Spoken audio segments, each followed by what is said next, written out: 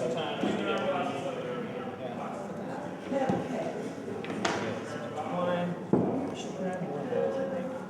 mind if I break the fourth wall?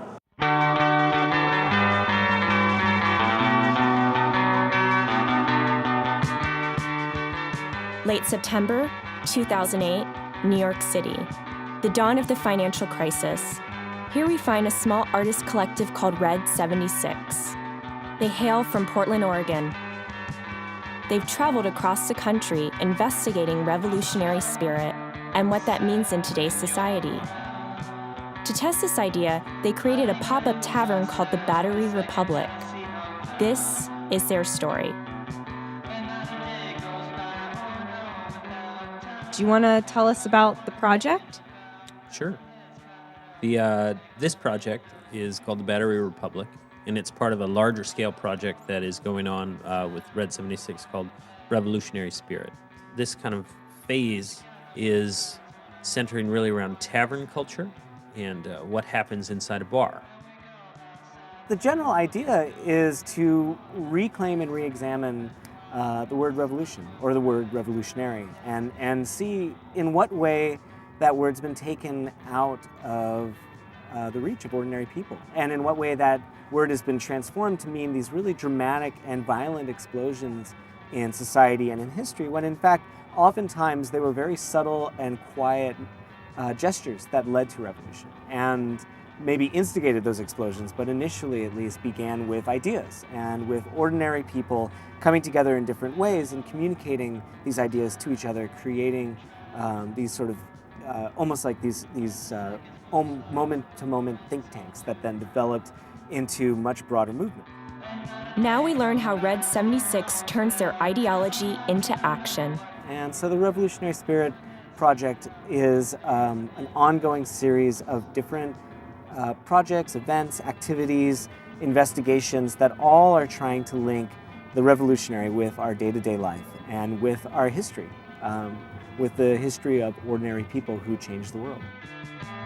Rekindling the spirit of the Sons of Liberty, Zephyr describes how the Battery Republic works.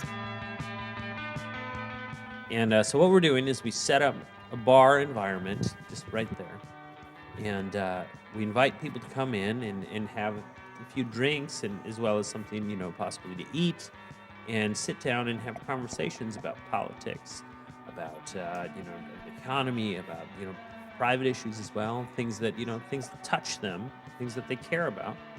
And then we get contributions from them, written contributions, audio contributions, video as well.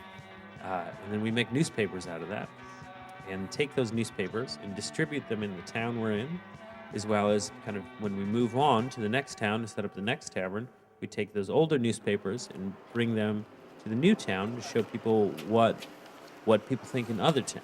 And then similar to kind of the pamphleteering that went on in the Revolutionary War here in America as well. Red 76's founder, Sam Gould, explains why taverns are the last stronghold for all walks of life to convene in a light-hearted atmosphere. I would argue it's an intrinsically human project. Everybody talks, everybody sits at a table sometimes, everybody, shares a meal or shares a beer or one thing or another with a friend or a stranger, and we're just using that as an opportunity to talk about some things that we think are very important to our lives today.